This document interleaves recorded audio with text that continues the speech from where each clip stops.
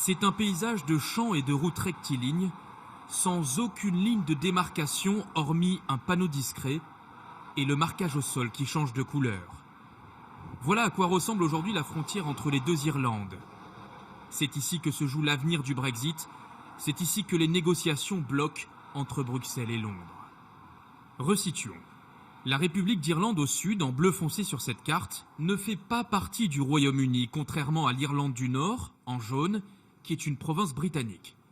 Pour éviter qu'une frontière physique soit recréée entre les deux Irlandes après des années de conflit, l'Europe propose que l'Irlande du Nord reste dans l'Union douanière européenne après le Brexit.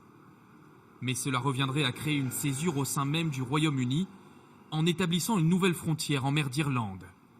Bruxelles pourrait ainsi instaurer des contrôles portuaires entre l'Irlande du Nord et le Royaume-Uni où transitent chaque jour librement bestiaux et marchandises.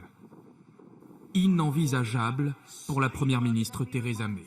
Nous avons toujours été clairs, nous ne pouvons accepter quoi que ce soit qui menacerait l'intégrité du Royaume-Uni.